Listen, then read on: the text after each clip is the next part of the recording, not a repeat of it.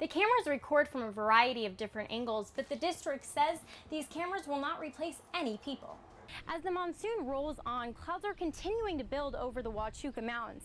This is making residents extremely fearful of those potential floodwaters. So to help them out, Cochise County is providing free sandbags for those residents.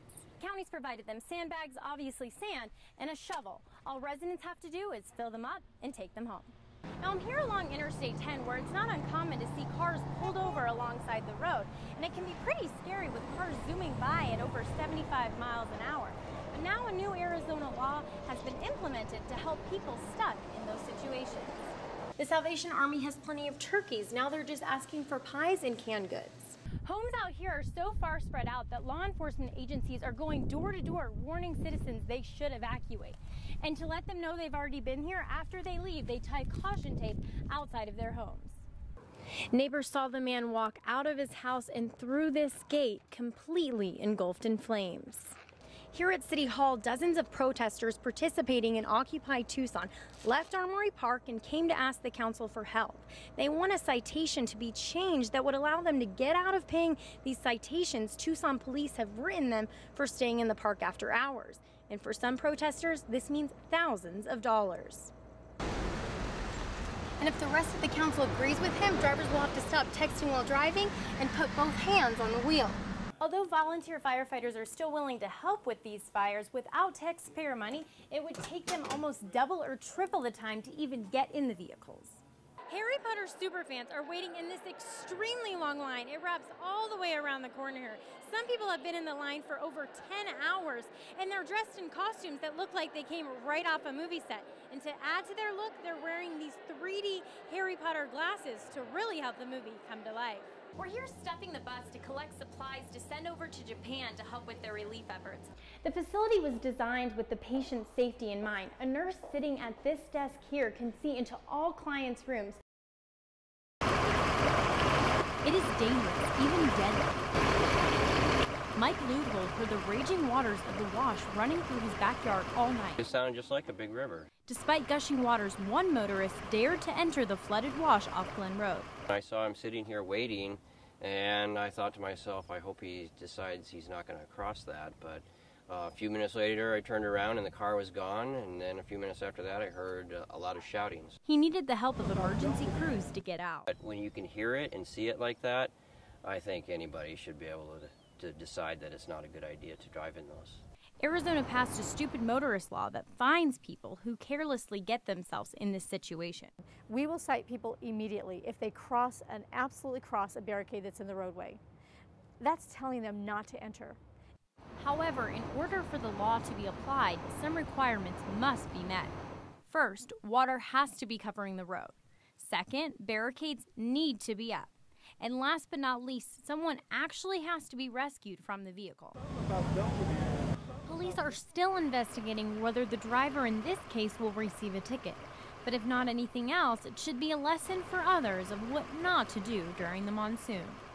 Motorists need to understand there's always another way to get somewhere. Find it. For KOLD News 13, I'm Christina Grande, live local, late breaking. It's summertime and students are struggling to keep busy. It forces them to use their imagination. Now that could be good or it could be really bad. Kids, don't try this at home. I was just inside looking at the chimney, thinking, what would happen if I went inside there? That idea led William to a tricky, or you could say tight, situation. I was just looking up in here and thinking, I can probably make it up here. So up he went. I hit this lever right here with my head. That's when his adventurous side took over. I went up here, and I climbed through here. Then I decided to go up through here and go onto there and went up and basically took the small branches onto the roof and I walked over to the chimney. Once I went up there, I looked down the chimney, I'm thinking, what would happen if I went down there? If I went down there, could I touch the bottom and at least get out? I'm gonna find out. So I just went inside. Going down feet first, no problem. Getting out, maybe not so easy. Can I get out? So I tried to fit my head into the thing. It was about this big. I couldn't fit my head through there. So I tried climbing back up, but that didn't work either. So I just yelled, Grandma, Grandma. It's like, help, I'm stuck. His grandma called 911 immediately. When we got here, the crews identified that he indeed was stuck, and it was serious at the time.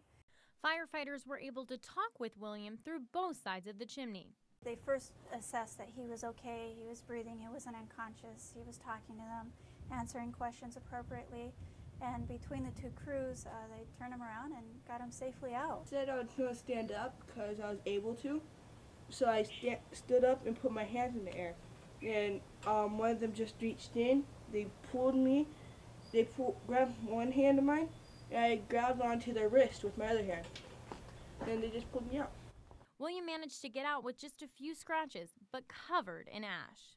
And while curiosity may have not killed the cat this time, firefighters urge parents to get kids involved in camps to keep them out of trouble. It's hot. You have no business being on the roof anyway. You don't want to be outside. Go to the pool, read a book, stuff like that. One thing's for sure, being stuck in a chimney for 30 minutes definitely taught William a lesson. This was stupid. Reporting from Picture Rock, I'm Christina Grande for KOLD News 13, live local, late breaking. In 2009, the National Highway Traffic Safety Administration found that about 500,000 car crashes were caused by distracted driving. One of the biggest distractions, texting. According to a recent federal report, more Americans die each year from overdosing on prescription drugs than cocaine and heroin combined. What if your doctor prescribed laughter as medicine? Sounds a little odd, right? Thousands of people in Tucson get FODAR radar citations sent to their homes each year. The ticket provides options of how to respond to them, but one crucial fact may be missing. A Night on Your Side Crime Watch tonight, 9 on Your Side has learned more about the last moments of a first grader's life just before he was shot to death.